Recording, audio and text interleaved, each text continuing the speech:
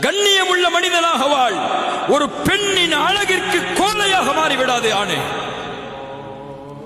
உன் கண்ணியம் அதில் இருக்கிறது, உன் வீரம் அதில் இருக்கிறது, உன் ஆண்மை அதில் இருக்கிறது.